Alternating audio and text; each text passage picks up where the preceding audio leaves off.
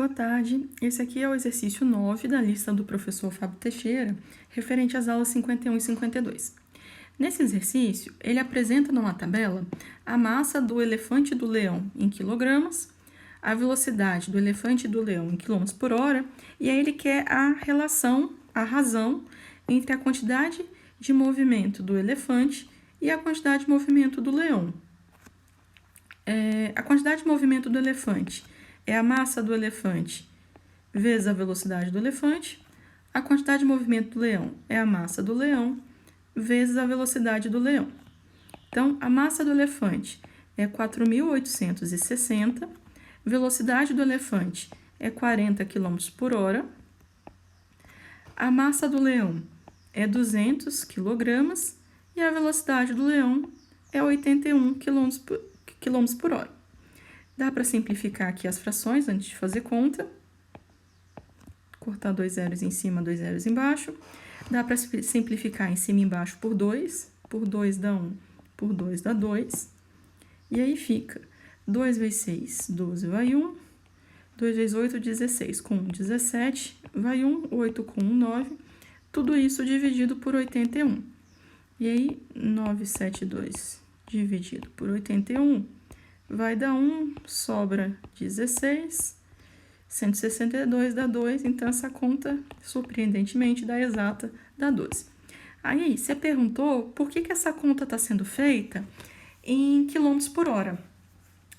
Essa conta podia ser feita em qualquer unidade, desde que a unidade de cima fosse igual à unidade de baixo. Então, assim, as duas massas podiam estar em grama, as duas massas podiam estar em micrograma, desde que as duas massas estivessem na mesma unidade. E a mesma coisa com a velocidade. A velocidade pode estar em qualquer unidade, desde que as duas velocidades estejam na mesma unidade.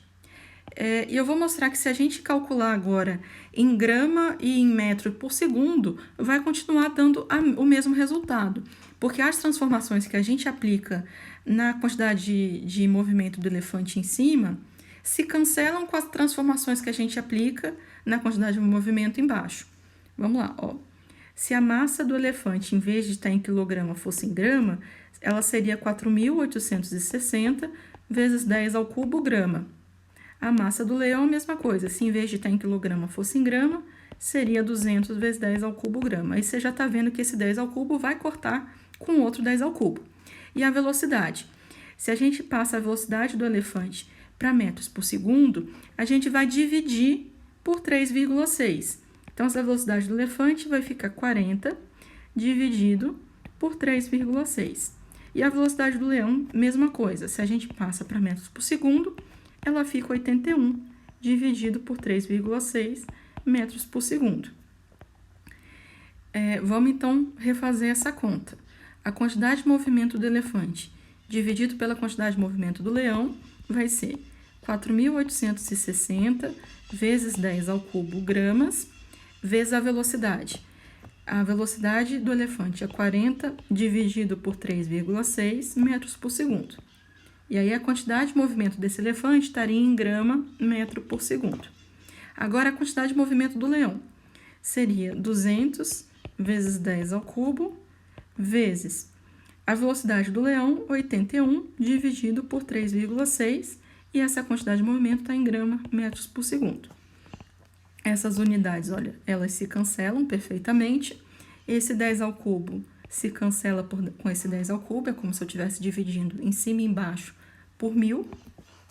E aí, reescrevendo essa equação, essa quantidade de movimento dividido pela outra quantidade de movimento vai ficar 4.860 vezes 40 dividido por 3,6, e tudo isso está dividido por 200 vezes 81 dividido por 3,6.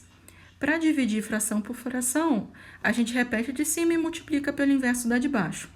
Então, essa razão entre as quantidades de movimento vai ficar, repete a primeira e multiplica pelo inverso da de baixo. Agora, esse 3,6 se cancela com esse 3,6, e aí sobra 4.860 vezes 40, dividido por 200 vezes 81, que é a mesma conta que foi feita aqui. Então, quando a transformação de unidade é multiplicativa, não há necessidade de fazer essa transformação de unidade.